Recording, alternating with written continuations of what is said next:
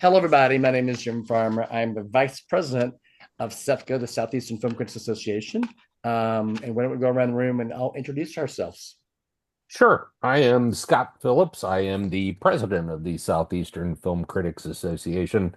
Write about film for Forbes.com. Hey, I'm McGhee, former president of SEFCA, and I do my reviews at yeticket.com. Hi, everybody. I'm Stephen Michael Brown. I do my reviews on Silver Screen Capture website and Facebook, and Film Thirst, my new TikTok. Ooh, good for you. Stephen is dressed for the occasion. I'm wearing a sweatshirt. So I'm very, very I wish I'd undressed. have known. I would have got my I know. tuxedo I would out have, too, at Stephen. least dressed I up. had to try You it look on. great, and your background looks great too. Oh my gosh. Thank you. I appreciate it.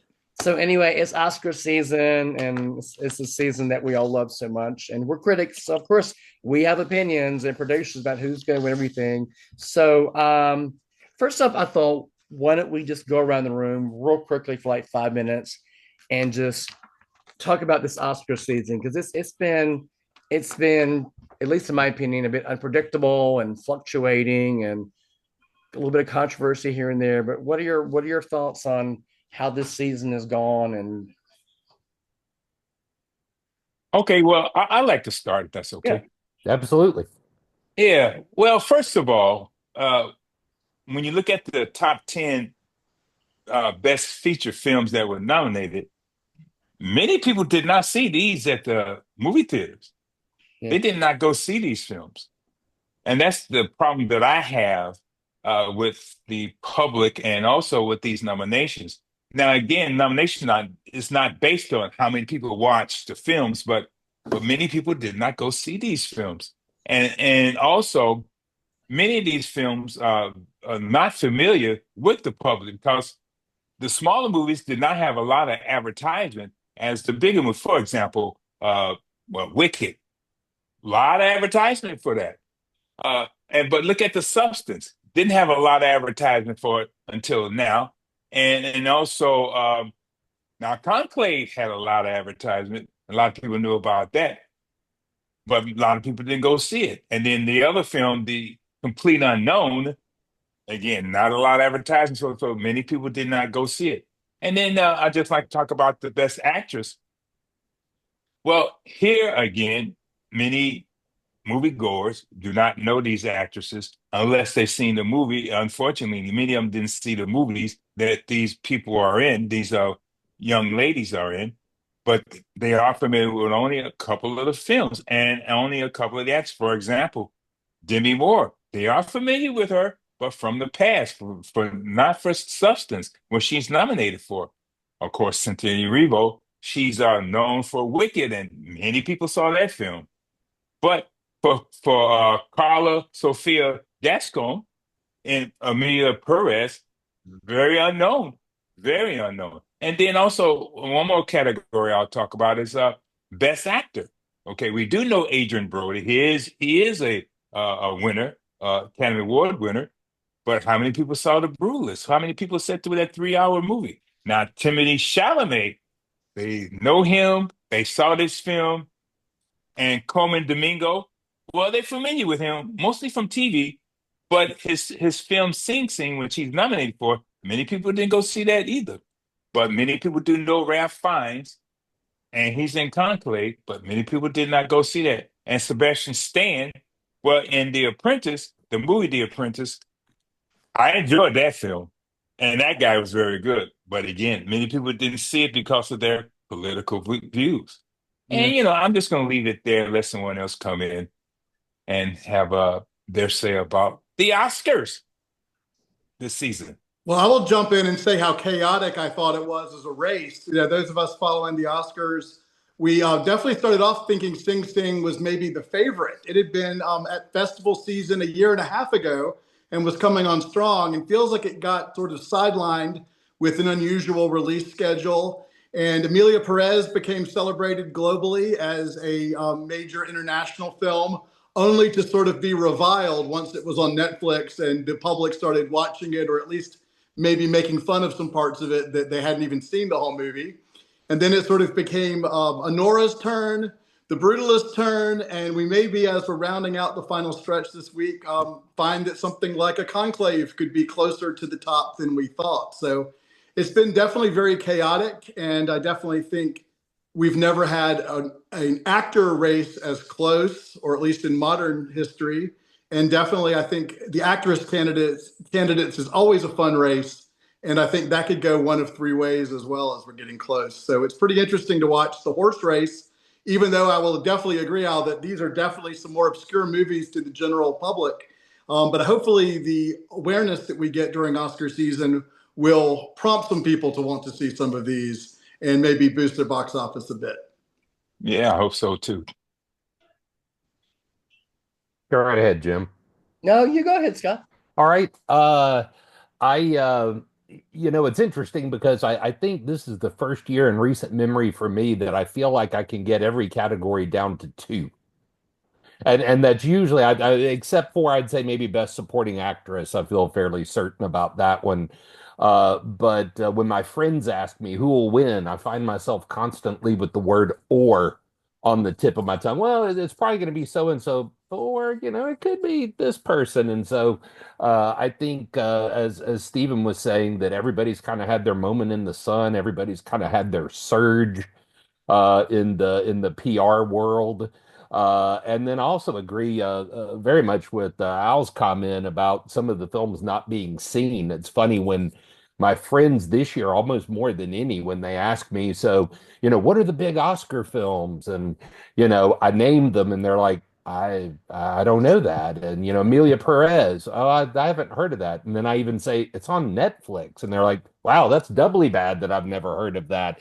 And so I agree that a lot of the movies that when I tell I'm still here, people are, is that thing where everybody's dressing up as Bob Dylan? And I'm like, no, no, no, no, not that one. And so I agree that and I don't know if that comes from, there's been lots of discussion over the last few years about the Oscar voters becoming younger and more diverse. Mhm. And so perhaps that is where we are finding more foreign films having nominations, even as Best Picture. Some of the performers maybe are skewing a little bit younger than you would usually expect. It used to be you had to about have some gray in your hair to get an Oscar nomination, and then there you got little baby-faced Timothy Chalamet up for Best Actor. So very, very different year, but that's also made it a lot of fun, in my opinion. Yeah. I will echo Stephen. There have been so many favorites. There was a lot of buzz for Sing Sing, and then there's a lot of buzz for Nora, and then it was a Brutalist turn, and then Amelie Perez, and then Conclave, and it's sort of revolving. I personally, I will watch the Oscars no matter what. That's just part of my DNA. But I do like when there's a little bit of suspense. The worst Oscars for me. Well, there are no bad Oscars for me, but I mean, I like when there is at least some categories where you just don't know who's going to win. And I think like Best Picture for me, Best Picture has three possibilities, but we'll get to that. Okay, before we jump into our predictions, I want to ask one thing. I want each of you to tell me what one nomination this year that you're really, really happy for that didn't fall through the cracks, and then one nomination you're like, what the hell? Why is this nominated? So I'm gonna start with Scott. All right. The what where did that come from? Award to me goes to Isabella Rossellini. I mean, she was fine in her part. She's always good, and of course, she's kind of an acting legend. But it might be one of the briefest performances ever nominated for an Oscar, and so that was kind of a head scratcher that nobody else got in. And then for me, I was a huge fan of the look and cinematography of Nosferatu. Mhm. I just thought that was one of the most beautiful movies that I saw this past year. I'm a huge fan of black and white. I loved what they did with the differing kind of shades of black and white in that film, and so I was thrilled to see Nosferatu on cinematography. In my book, probably not likely to win, but I love that it was recognized. Stephen. Yeah, Oh, go ahead. I'm sorry. Whoever, we were. Oh, you first. Okay. Well, I just want to agree with Scott about Nosferatu.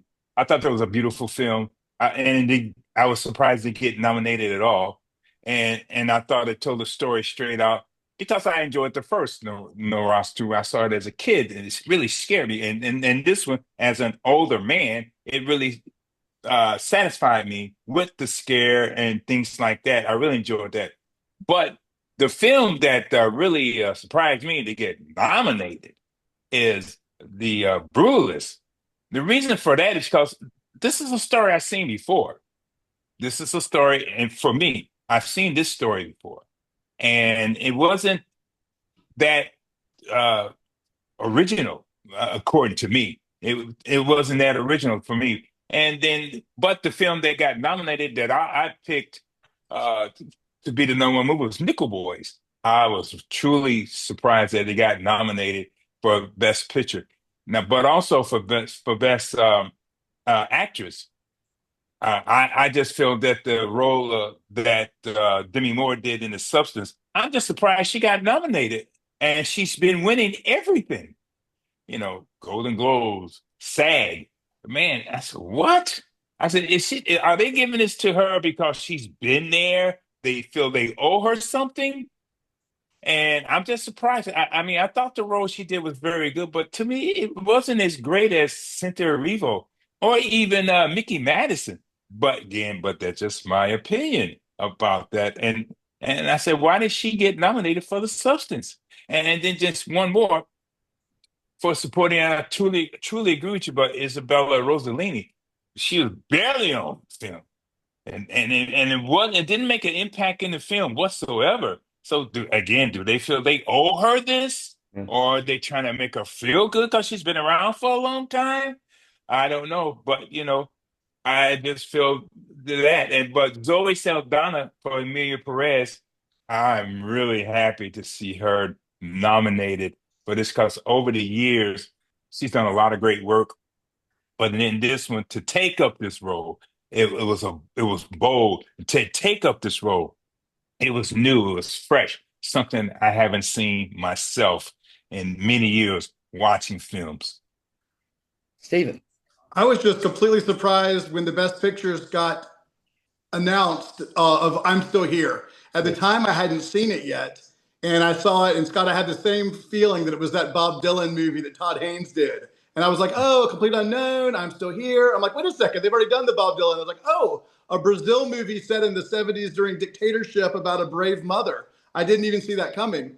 And I loved it, and I love Fernando Torres. It's the kind of movie that I think if people see, they will really respond to it very strongly.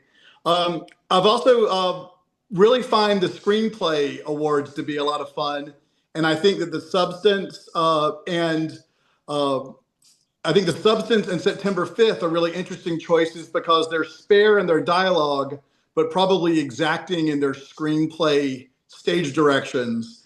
And I think it's just kind of exciting. Sometimes you have a very talky movie like A Real Pain, and sometimes you could actually win an award for a screenplay that doesn't have quite as many words that are said, but a lot that the director in these cases is writing down. For me, I was pleasantly surprised. Fernanda Torres made it into Best Actress. Actress was very competitive this year. I had seen I'm Still Here. She completely deserves it. Very, very pleased that The Girl with the Needle made it into international film. Very, very good. And international film is very, very strong this year. I mean, in another year, any of those films could probably win. And one other one I wanted to mention is very, very happy for Memoir of a Snail and animated because it's very deserving, but Moana 2 is obviously higher profile. So I am happy that Memoir of a Snail got in. All right, so we're going to go through the top 6 categories, and we're going to list who our preferences to win, and then who we're going to predict is going to win. And we're going to start off with actor in a supporting role. The nominees are Yura Borisov for Nora, Kieran Culkin for A Real Pain, Edward Norton, A Complete Unknown, Guy Pearce, The Brutalist, and Jeremy Strong for The Apprentice. And we'll start with Scott. Preference and then prediction. All right. Preference would be Jeremy Strong. I thought that he was just absolutely amazing in that film. Brought a lot of nuance to a character that could have just easily been just kind of like evil in quotes, and had a lot of different elements to his personality and his character. And Mm. so kind of seeing this rise and decline in the life of Roy Cohn within that movie, especially when that role has been tackled before by other famous actors. And so I thought he was just tremendous. But I think the winner is Culkin. I don't think there's a whole lot of doubt out there at this point. Though I would, an upset would be interesting. I had said that I had it down to two in most categories, and all I could think of was there any possibility that the veteran Edward Norton might pull it out for a complete unknown? But just Culkin has carried home every statue that there is during award season, so I'm expecting him to win. Stephen. I definitely expect Kieran to win as well, and I probably actually think he should. I really loved his performance. I really liked the odd couple type journey that he and Jesse Eisenberg's character made in A Real Pain. And I definitely, though, think that if Chalamet were to pull an upset an actor, he could pull Ed Norton along with him. It's very doubtful. I think Kieran's locked it up. And I happen to just really like Guy Pearce a lot and think that was a career capper and quite a literary type character. So I really liked it. But I'm Kieran prediction. Kieran, I suggest that he should win too. Al. Well, I have to agree with you two guys. Hearing Culkin, he will win it. But who I like to see win it, who I thought gave a very good performance, is Jeremy Strong in The Apprentice. And also, again, something different was Yuri Borisov for Honora. I really enjoyed that film. I thought he did very well in that film. And it was a different type of story.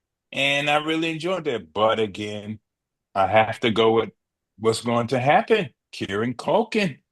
He's going to win it. He hasn't missed one. No, Yep, not yet. I think this is probably one of the easier categories of the night. I mean, Kieran Culkin has won everything. He's very good. If I have any naysaying at all, it's a lot of people have commented that he's not really a supporting actor, but it's a tremendous performance regardless. I do love Jeremy Strong, but I will, if I had a preference, I would go with Al. I love your Borisov and Honora because when you watch Honora, that character kind of blends into the background for the longest time until you realize that he's not really in the background. And then when you watch it again, you notice so much more. I thought it was just such a subtle performance. And you have Mikey Madison, in full, screamy, screechy mode. She's wonderful, but this really complements that really well. So I would, if there was an upset, I would look. I mean, I wouldn't mind if anybody won here, but I would just be tickled if your Borisov won that. Okay, let's move actress in a supporting role. The nominees are Monica Barbaro for A Complete Unknown, Ariana Grande for Wicked, Felicity Jones for The Brutalist, Isabella Rossellini for Conclave, Zoe Saldana for Amelie Perez. We'll start with Al. Well, who I would like to see win is Zoe Saldana from Emilia Perez. Boy, I mean, it took her up to another level as far as I'm concerned, as far as acting, because many people are familiar with her from Marvel movies. Yeah. But here she does this. She plays that Spanish lawyer, and man, I want her to win this one. And also, I don't understand how Ariana Grande got picked for Best Supporting Actress. I thought she had the lead role, but that's how they do it these days. I thought she's very good in that role. And, I like to see her win it. But again, I like Zoe Saldana. But who's going to win? I really can't. I don't know. I really don't know. It could be Felicia Jones for The Brutalist. I mean, she did a very good job in that film. And also, like I said, Monica Barbaro for A Complete Unknown. She did very well in that. I can't predict who's going to win, but I would love to see Zoe Saldana win. And she had won some other statues already for this role. Stephen. Yes, I think Zoe Saldana's won a lot of those precursors, Al. So I think she's a really likely. I love that the language, the dancing, the singing, I thought she was a real highlight of that, and she sort of uh, managed to get through this this season of awards scandals and the like unscathed, where she's been a real trooper from that. And we definitely saw her in the Avatar and the Marvel Guardians movies, and we've followed her a long time. I definitely, my preference on this one is I really did love Ariana Grande in Wicked. I thought that she really made that her own, even though it was a little Kristen Chenowethy for those who've seen it on Broadway. But I thought she just really owned that. And I think there's that notion that maybe when the sequel comes out next year, the other half of the Wicked story of Cynthia and Ariana uh, could be back again, depending. And if there's any award to be given for acting for Wicked, it might come next year. But I thought she was really good. I thought she vanquished herself, that theater kid energy, and I thought she was quite good in the role. Yeah. Scott. Yeah, I agree with you. Yes, I think Zoe Saldana is just about a sure thing to win on Sunday night. It's interesting, everybody kind of has like a quote unquote narrative to their campaign. And Demi Moore's has been, I've always been a popcorn actress, and then now, hey, somebody is taking me seriously as an actress.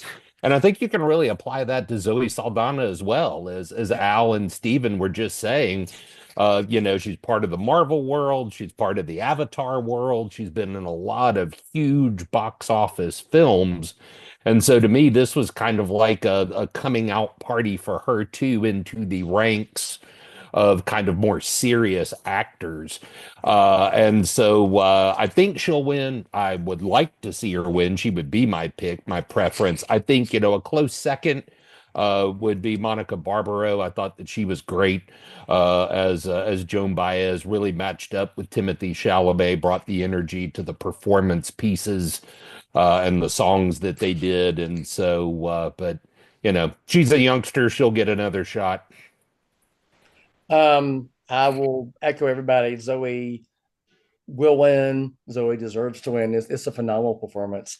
We were talking earlier about what performance ticked you off the most, and and I didn't mention this earlier, but I will jump on the Isabella Rossellini bandwagon. And I love Isabella Rossellini. She done so many great films over the years, but she does not deserve this nomination. She has 4 minimal scenes with not much to do. And the worst thing is, she took the place of Daniel Deadweiler for the piano lesson and Margaret Qualley for the substance, both of which are really, really good performances. So I love Isabella, but this is a career nomination, but she does not deserve to be there. Anyway, all right, let's move on to actor in a leading role. You have Adrian Brody for The Brutalist, Timothy Chalamet for A Complete Unknown, Coleman Domingo, Sing Sing, Ralph Fiennes for Conclave, and Sebastian Stan for The Apprentice. This time we'll start with Scott. All right. SAG confused me.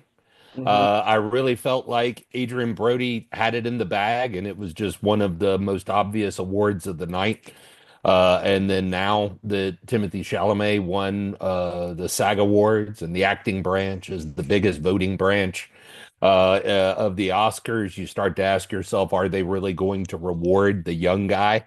So if you make me pick one, I'm still going to stick Adrian Brody with him and say that Timothy Chalamet's SAG win was an outlier in my theme from earlier, saying if I narrowed it down to 2, it would be him and Chalamet.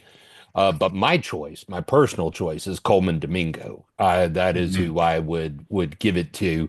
I thought that was the best performance by a male lead that I saw in 2024, and so he would be my personal winner. Ow.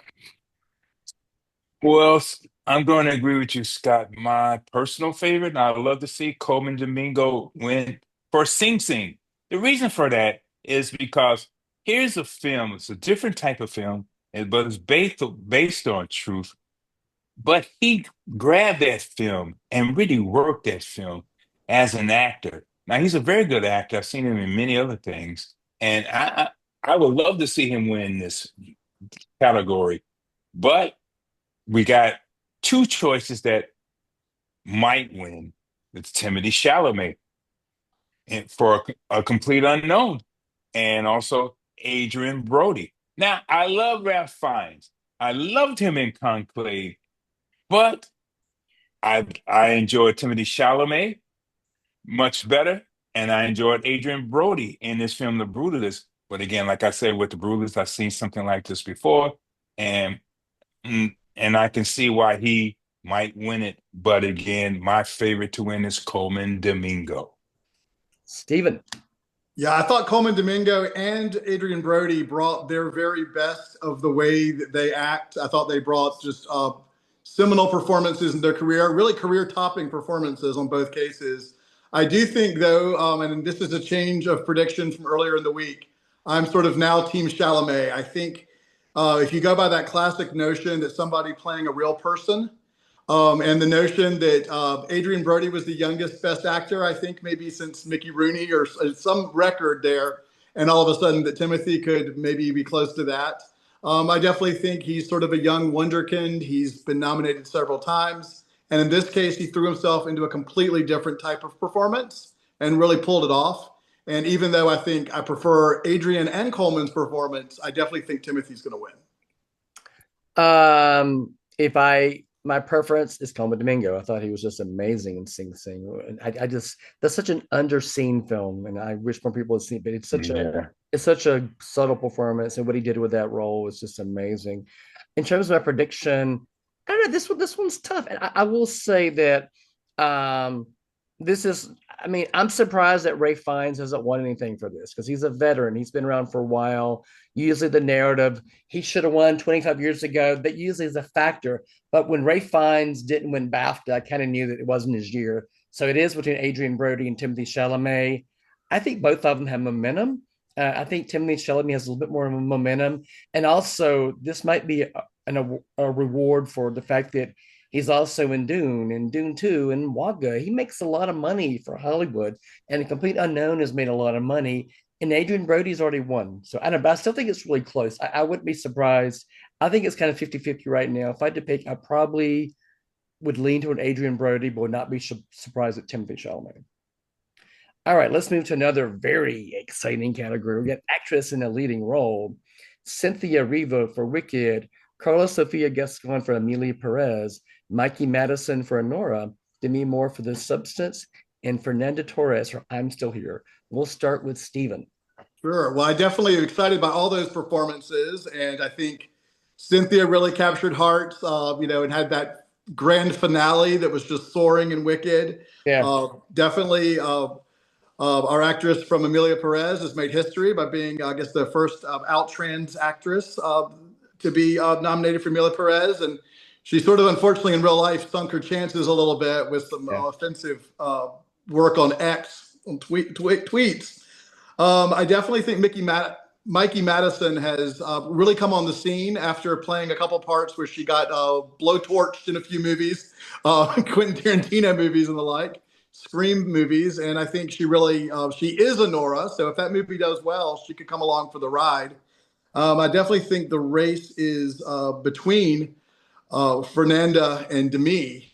And I think if enough people see Fernanda, she could win. She hasn't been up against the others in a lot of precursors, so it sort of could be one of those Marcia Gay Harden type wins out of the blue that people weren't seeing coming. But I do think Demi has owned the narrative in the last couple. She won SAG, which was a good sign, and did well. And I think it's the idea of a famous Hollywood actress being in a French-made movie that gives a little of that international credibility. The fact that it's a body horror movie makes it a little harder, but I think some people who love the movie like I did will be voting for it. I think a lot of people who didn't see it will be voting for her as well. So I definitely want Demi to win and hope she does and think she will. Al. Well, you mentioned something about Cynthia Erivo in Wicked. That's last 35 minutes was some of the greatest songs, cinematography, acting with Cynthia. And that what amazed me about the film was the last 35 minutes. And man, I just sit up there in awe when I watched her in that. She's my favorite. I would like for her to win. And also Fernanda Torres, man, I was truly amazed at this actress, someone I never heard of before, Mhm. and also the storyline of this film, and how she seemed to be a natural for this film. What I mean by natural is that everything came to me everything came to her in this film, and it showed me that she understood the character. She knew what the character was about. She understood the emotional value of the character, and she understood the movements of the character. Fernando Torres really did a great job with this film. I'm still here. But who's going to win? I really can't say. I mean, Demi Moore, Mickey Madison. Now, Carla, Sophia Gaston for Emilio Perez. I picked that to be number five, but it's to me it's going to be between Demi and Mickey Madison. I can't predict which one it will be, but if I had to go with the old movie star, Demi Moore. But let's go with something fresh and new, Cynthia Erivo or Fernando Torres. Those are my two favorites out of this list. Scott. Yeah, I think, all of the previous awards have kind of proven, I think, that it's going to be Demi Moore. Oddly, she would probably rank about fourth out of the five for me. And it has nothing to do with her work and everything to do with kind of the one note nature of a satire like The Substance. I didn't think she really had to do a whole lot as far as breadth of a performance was concerned. She just had to do what she did and do it really well, and she did. Um, but I would say my two favorite performances are Mikey Madison and Fernando Torres. I felt like they both had kind of a broader range of emotions that they were called on to deliver. If you made me pick between the two, it would probably be Mikey Madison, just because that the ending of Honora is just my favorite scene of 2024. And to me, it's just, I mean, her and Borisov is just, an acting masterclass at the end of that film. So she's got kind of a little soft spot in my heart. If I had to pick one, I think it'd be Mikey Madison, but I think she's going to be in the "It's an honor to be nominated" club, and Demi Moore is gonna take it. I think Demi Moore is the favorite. And for me, it's kind of ironic because I love The Substance. And Demi Moore has owned Oscar season with her speeches. I mean, one of the reasons I think Jamie Lee Curtis won her Oscar 2 years ago is that she owned her speeches. And those speeches were just magical. Demi Moore has owned that too. I don't think she deserves it. As much as I love The Substance, I don't think she had as much to do as some of the others. So she's my prediction. If I had to, my preference would be probably Fernanda Torres. She was just amazing in that film, and she has her own narrative. I mean, her mother was nominated a long Right. time ago, and her mother lost to Gwyneth Paltrow at the height of the Weinstein campaigning. And Yeah. and the industry has gotten a lot more international, so I think there will be a lot of support for Fernanda, and obviously there's support for Nora, which is peaking again in Mikey. But I think that to me probably has too much of a lead right now through them. Let's move on to another intriguing category, which is directing.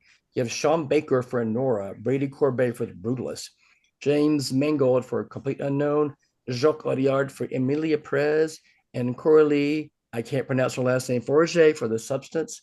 We'll start with Al.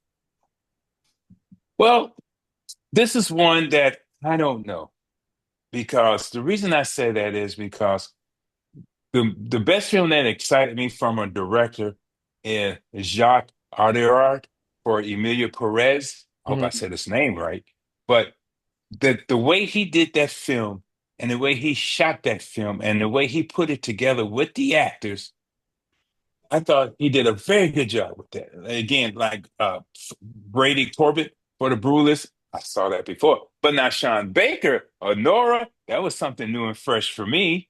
I I enjoyed his directing, and he's one of my favorites. And also Coralie Fargate too for The Substance. But I gotta go with Jacques Audiard for Emilia uh, Perez. Now, who I'm going to predict is going to win it?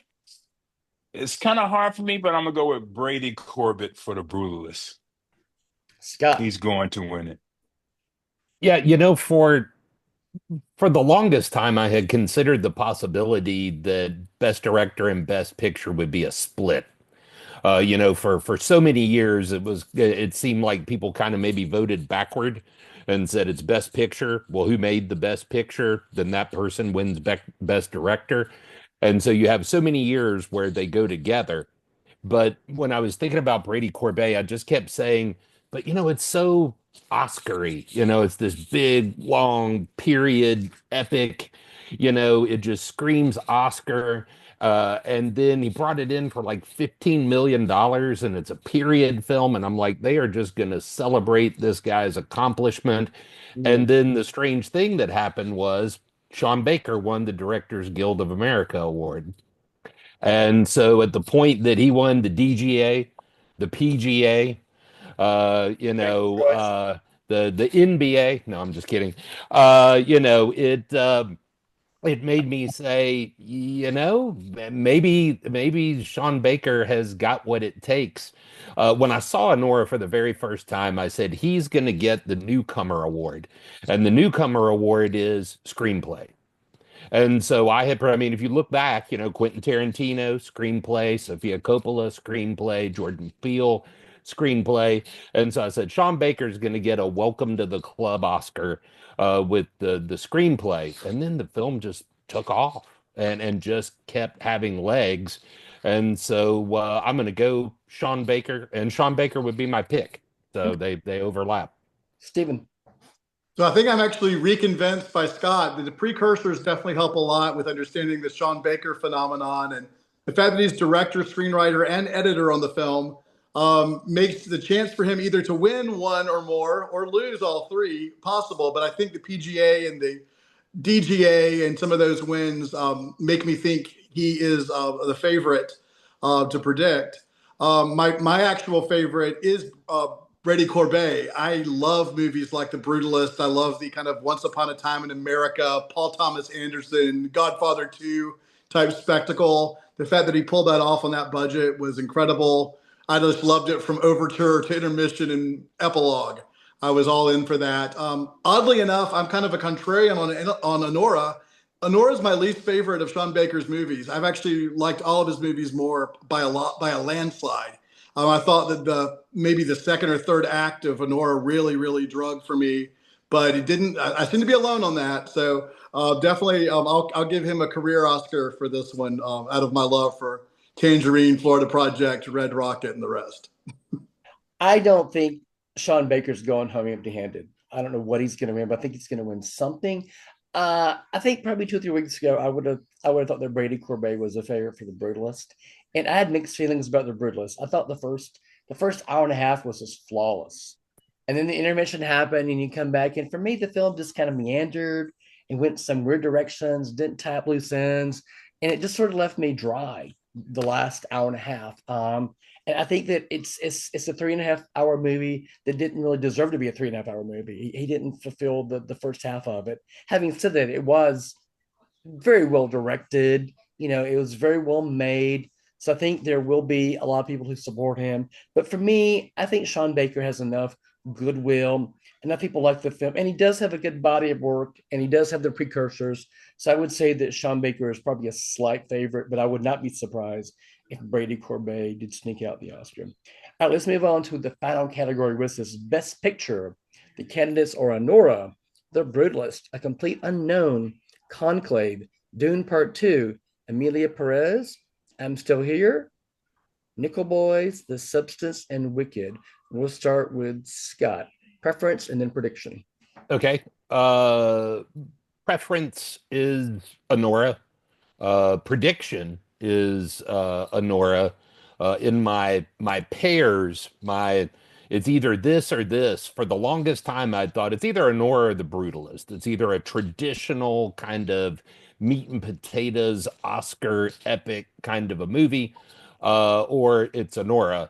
And really, recently, I have been considering the possibility with the Timothy Chalamet win of what if we get kind of a dark horse populist kind of it's number 2 or 3 on everybody's ballot, kind of a win for the complete unknown.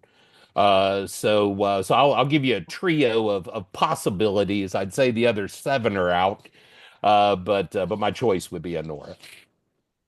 Stephen. So my preference would not be probably anybody else's. I am all in for the substance, and I think to see the Academy Awards ever honor a movie like this would be very improbable. But I could have seen a notion where you've got Best Director, Picture, Screenplay that won at the Cannes Film Festival, and then the Demi Moore paired with that. When it didn't come with a Margaret Qualley of supporting actress, it wasn't quite as strong as maybe I thought. I still think it's probably, honestly, number 8 of the 10 as far as maybe rankings. But I'm going to predict Conclave. Conclave is one of those populist movies that you hear sometimes it might win the Argo triple threat. Argo won Best Picture, Editing, and Screenplay. And I think the notion that you could win the top award with just a few wins is possible. The ensemble is big. It's a lot of actors that are part of the acting branch that would be voting. It just won SAG Ensemble. Definitely did well at BAFTA, except for Rafe. And so I definitely think it could do really well. It's one of those topical movies. It's not quite as daring as recent Oscar choices, but it's sort of in that square kind of King's Speech sort of vibe. It's like nobody hated it, I don't think. And it was sort of an interesting whodunit to become Pope. And it would happen to be really timely this week with an ailing Pope. Yeah. Al. Well, again, my favorite film of the year is Nickel Boys. I enjoyed the way the director put that film together and showed it, and the way he brought it together.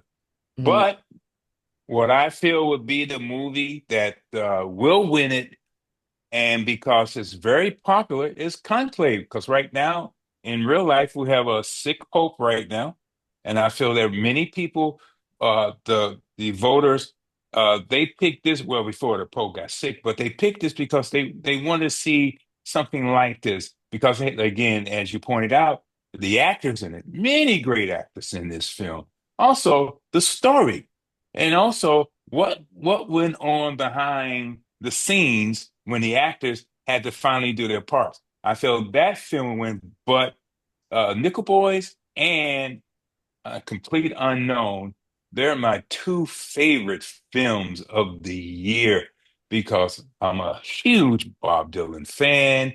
I felt he wrote one of the greatest songs of all time, Blowing in the Wind.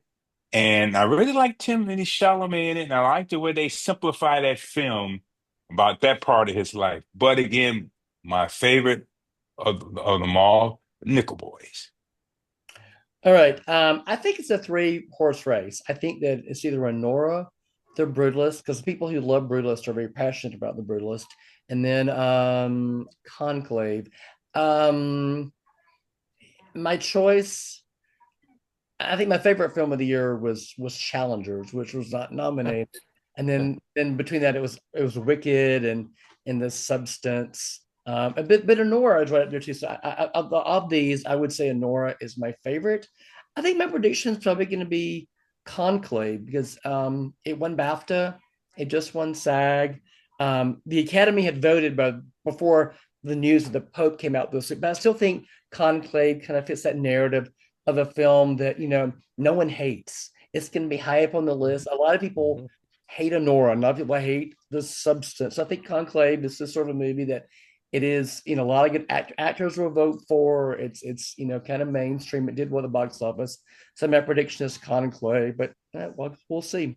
All right, the Oscars are March the 2nd at 7:30. They always change. I think it's at 7:30 this year. So we'll all be glued to see how our predictions come up. Anyway, well, thanks for joining us. Thanks, guys, for talking to me, talk about Oscars, and look forward to doing something like this in the near future.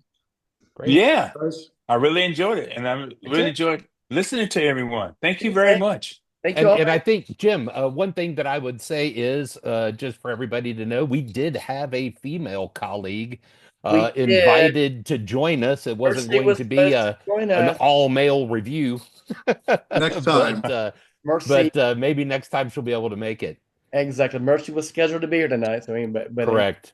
Thank you all. This has been fun. I look forward to posting this, and we'll all watch on Sunday night. Great. And when you post it, can you send me the email I'll send to everybody. it? Yeah. Oh, okay. Thanks, Happy Great. Oscars, Thank you. everybody. Thanks.